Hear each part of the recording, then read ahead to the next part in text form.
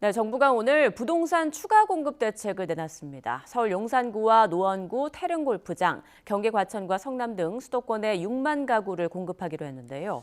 해당 지역의 주민, 지방자치단체와의 갈등을 얼마나 최소화하느냐가 관건이 될 것으로 보입니다.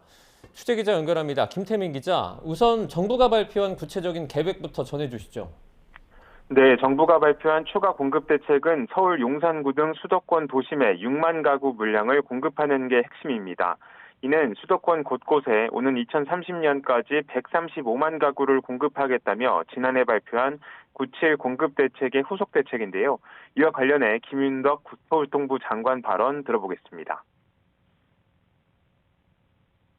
기존에 계획된 용산 물량을 포함하여 총 6만 호를 공급할 계획입니다.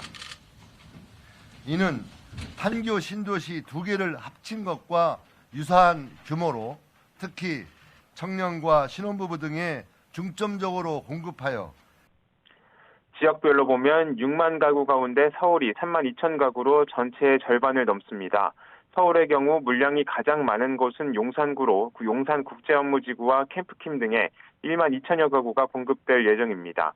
또 노원구 태릉골프장에 6천여 가구, 동대문구 일대 국방연구원 등의 1천여 가구 등을 공급하겠다는 방침입니다. 서울과 인접한 경기도에서는 과천의 물량이 많은데요. 과천시 일대 경마장과 방첩사령부를 이전해 9천여 가구를 공급하기로 했습니다. 또 성남시에는 판교 테크노밸리 성남시청과 인접한 입지에 공공주택지구 약 67만 제곱미터 20만 평을 지정해 6천여 가구를 짓겠다고 밝혔습니다. 이에 더해 서울의료원 남측부지 등 노후청사 복합개발을 통해서도 1만 가구 가까이 공급하기로 했습니다. 이번 공급 대책에 대해서는 대기 수요가 많은 수도권 핵심 요지에 공급 물량을 집중했다는 평가가 나옵니다. 네, 그럼 관건은 인근 주민들과 지방자치단체의 반발을 얼마나 최소화하느냐 이 부분이겠군요. 네, 그렇습니다. 과거에도 노후청사 등을 활용하는 방안은 공급 대책으로 언급됐지만 해당 지역 주민이나 지방자치단체 반발 등으로 철회됐던 적이 있기 때문인데요. 정부는 1만 가구를 공급하겠다고 밝힌 용산국제업무지구의 경우 공급 물량 상향에 따른 추가 유발학생 배치 방안을 유관기관과 공감대 아래 협의를 진행하고 있다며 사업계획을 변경해 오는 2028년 착공을 추진하겠다고 밝혔습니다. 다만 서울시는 기반시설 등을 고려하면 8천 가구 이상은 안 된다고 밝힌 만큼 정부와 서울시가 입장차를 얼마나 줄일 수 있을지가 관건인데요.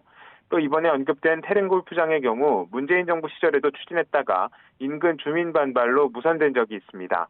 아울러 과천 경마장 부지가 언급된 과천시는 주택 공급 후보지 지정 가능성이 거론되자 도시 기반 시설 수용 여건이 이미 한계에 이른 상황이라며 반대 입장을 분명히 했는데요.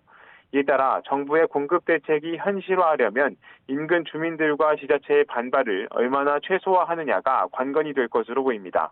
이번 대책에는 재건축, 재개발 규제 완화 등 민간 분야 공급 확대를 촉진하는 내용은 포함되지 않았습니다. 지금까지 경제부에서 YTN 김태민입니다.